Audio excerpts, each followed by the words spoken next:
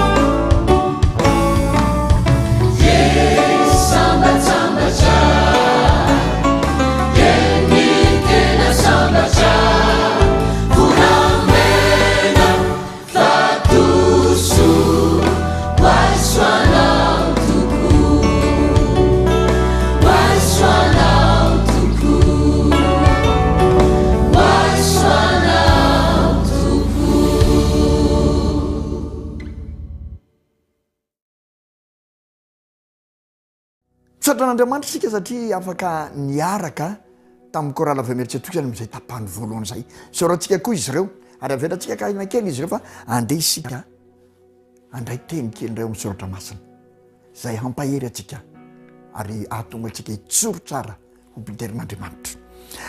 Ny salamo 5:20 ka ny 9:20 no andraisantsika n'izany teny hampahery atsika sy andrisika atsika ho mpiterin'Andriamanitra zany. Izao no voalaza amin'ny anaran'i Jesosy, salamo 5:20. Apetrao amin'i Jehovah ny entanao ary izy no nohana anao. Tsy avelany angozozo mandrakizay ny marina.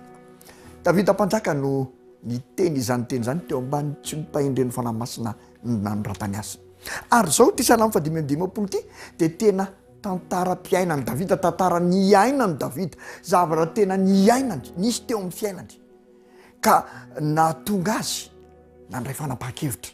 Ary fanandramana niainany le izy dia tia nozaraina amin'izay rehetra mba te hianatra izany zavatra niainany izany.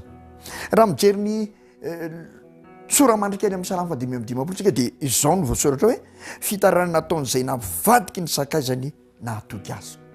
Navadiky ny sakaizany nahatoky azy. Davida zany dia nanana sakaizany nahatoky azy dia navadiky izany sakaizany zany ary dia nitaraina sy nandray fanapa-kevitra tamin'izany izy.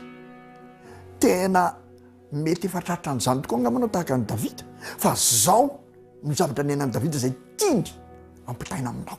Raha sendra efa niaran'izany ianao le sakaiza nahatoky eto dia zao mihitsy ny lazany Davida azy eo amin'ny 2:20, 7:20 ary 8:20. Voakitsika amin'ny anaran'i Jesosy. Fa tsy fahavalo no nanaratsy aho, fa raha izany dia niaritra ihany aho.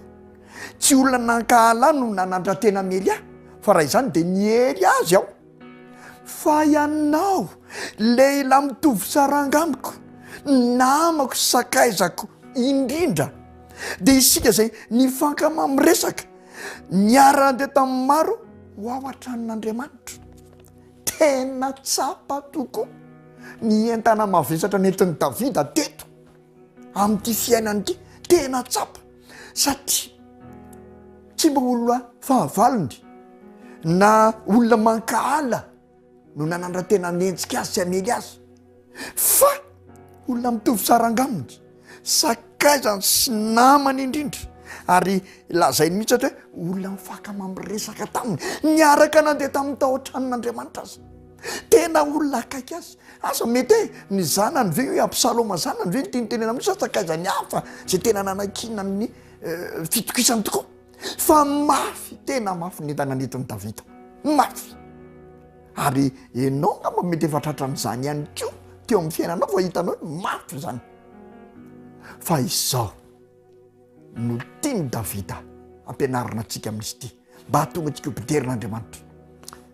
Tsy nananeritreritra Davida hamaly faty, tsy nananeritreritra Davida hamaly hery ny zavatra ratsy atao aminy, fa nataon'i Davida dia amin'ny 5:20 dia ozy izy. Fa raha izao dia Andriamanitra no antsokio ary Jehovah no hamonjy ahy. Hariva sy marana ary mitatao vovonana no hitarainako sy hitolokoko, dia hiaino ny feoko izy ka nafitra ny fanahiko ho amin'ny fiadanana ahafahako amin'ny andriny reny fahavaloko reny amiko. Izany nataon'i Davida, nametraka amin'ny fitokina amin'Andriamanitra ary niantso an'Andriamanitra nitoloko sy nitaraina andro manalina mamaraina atoandro mitatao vovonana hariva, dia azony antsaina fa tsy maintsy amaly azy le Andriamanitra. Ka ity salamo ty zany dia fitarainana izay ataon'ny olona marina anankiray izay miantoraka amin'ny mpinoany eo amin'Andriamanitra. Zay zany ty salamo ty, ary tiany Davida iainana zany. Dia zany mihitsy mahatonga azy miteny hoe apetrao amin'i Jehovah ny entanao ary izy hanohana anao, satria fantatry Davida fa tena nanohana azy tokoa Andriamanitra rehefa nametraka amin'ny fiainany izy teo amin'Andriamanitra tamin'ny mpinoany izy. Tena tsy maintsy mametraka amin'ny fiainanao amin'Andriamanitra ny olo marina mba hafahany mahasotohana avy amin'izany Andriamanitra zany. Ary zay ny tiany Davida ananantsika, mametraka eo amin'ny fiainany amin'Andriamanitra zato isan-jato, dia amin'izay fotoana izay dia mpiteryn'Andriamanitra sika rehefa miditra tsehatra ary amin'ny fiainantsika Andriamanitra, amin'ny entana sy mampiantsika io. Zao mitady io Andriamanitra tsy hoe tsy maintsy anaisitra foana ny entana zay babenao na mafitsatra aminao ary tsy voatery anaisitra foana Andriamanitra. Tahaka ny hoe misy marary koa tsy voatery anasitrana foana Andriamanitra, fa izao kosa nataon'Andriamanitra. Mety hijanona ihany lentana ho babenao, fa izao kosa ka tsy asolon'Andriamanitra, fa izao mety ataony, izao mihitsy no ataony aminao. Manampy anao izy, manohana anao izy raha mandroso ampinony ianao sy ampatoky anazy mitondra n'izany entana izany. Zany n'Andriamanitsika ary zany mamendrika io deraina azy. Na tsy alany aza retana dia miara mitondra antsika letana izy ary manohana antsika izy rehefa mandeha ampinoana sy miroso ampinontsika sy mahatoky azy. Ary zany mahatonga ny Davida ny teny hoe apetrao amin'Andriamanitra, amin'ny Jehova ny entanao, fa izy no anohana anao. Ary mbola toy zany hoe tsy avelany angozozo mandrakizay ny marina. Rehefa tena mitana ny fahamarinantsika mijoro ampinontsika dia zao tsy avelan'Andriamanitra angozozo, tsy mangozozo raha teo sika satria eo ambonin'ny vatolampy azo antoka, vatolampy tsara toerana dia ilay Jehova Andriamanitsika no hijoroantsika. Noho izany dia matoky an'Andriamanitra ndeha raisina ny ino moa zany ny fiainan'ny Davida mbangarantsika lesona ahatonga antsika mpiterin'Andriamanitra sy ananantsika fanandramana manokana koa manoloana ny zavatra rehetra sy ny enta mafisatra zay entitsika amin'izao fiainana miratso. Fa Petera koa rehefa namaky an'io salamo io dia nanolona tahaka izao Petera voalohany 2:5-7 tsy nataony entana indray fa mifanahianareo, apetrao amin'ny fanahiana rehetra fa izy miay zany. Mety misy koa mifanahiana, tsy voatery entana mavisatra tahaka ny Davida hoe sakaiza manody, fa mety fanahina amin'izao fiainana izao, fanahina amin'ny fiainana, amin'ny fianarany zanaka, ny hoavy sy ny rehetra. Dia izao apetrao amin'ny fanahina rehetra tahaka ny Davida koa. Izay rehetra mametraka amin'ny fanahina eo amin'Andriamanitra dia efa manana vahaolana sady amin'izay hoe iza no iana, iza no pia. Efa manana vahaolana izay tena mampalemy amin'ny ankabeazan'ny kristianina amin'izao fotoana izao, satria ohatrany tsy manana antoka intsony. Ka noho izany dia izao andao apetraka antsika amin'Andriamanitra. Tadidio fa Andriamanitra dia mieritreritra mandrakariva izay asony zanany. Aza manana iay ianao ny amin'izany fa mieritreritra mandrakariva izay asony zanany Andriamanitra, ary zay ny tokony hiderantsika azy. Tsy avelany angozozotsika e, tsy avelany hipetraka ao anatin'ny fitarana montsy fa mihevitra mandrakariva izay asona. Zao no lazaina eo amin'ny Luka 2:20 dia ny andininy fa Luka 2:20 azafady ka ny andininy fa 7:10 sy ny 20 dia ozy izy ny anaran'i Jesosy, ary ho halan'ny olona rehetra nareo no ny anarako, nefa tsy hisy ho very na dia singam-boly ray aza eo amin'ny lohanareo. Mieritreritra antsika ny Andriamanitsika, tia antsika ny Andriamanitsika, mieritreritra izay mahasoa antsika. Na alan'izao tontolo izao ary tsika ny aminy, na mampitsin'izao tontolo izao ny enta mavesatra rehetra no babetsika, dia mieritreritra antsika ny Andriamanitsika, manohana antsika izy, tsy mampangozozo antsika izy, ary ameny tokontsika fa na singam-boly ray aza tsy misy miendaka amin'ny volodohantsika satria izy no miaintsika. Andao derantsika ny Andriamanitsika amin'izany, andao omentsika voninahitra ny Andriamanitsika amin'izany, ary andeha mihitsy aka ny torohevitra Davida, ny fiainana ny aina ny lazaina amin'ny soratra masina dia nanapa-hevitra hitoky amin'Andriamanitra fa tia hamaly ratsy ny ratsy na hamaly bontana, hamaly hery ny fanaratsitra ndray fa andao iantehitra amin'Andriamanitra, atoky an'Andriamanitra.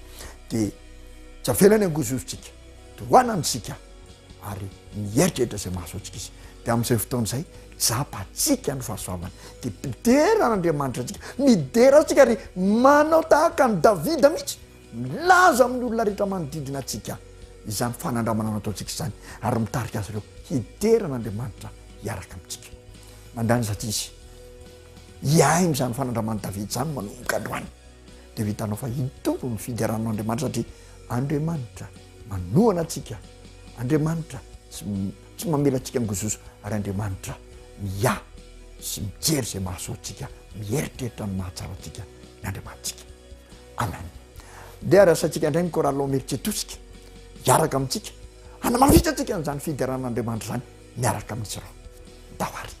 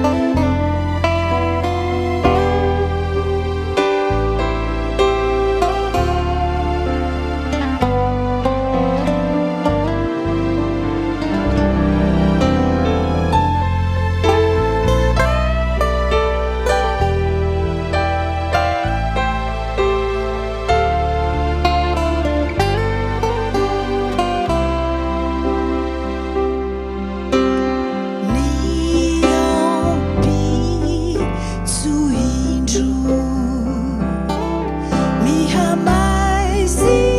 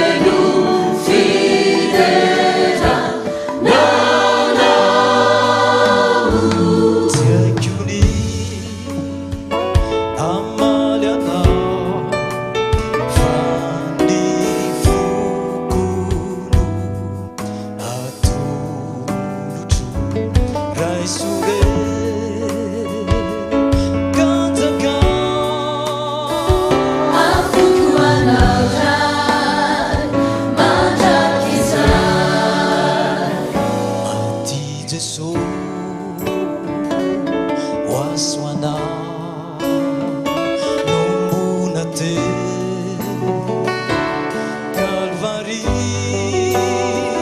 nianino solona nijanino nalatsaka lebetoko niftiavana niautrano izampepechiza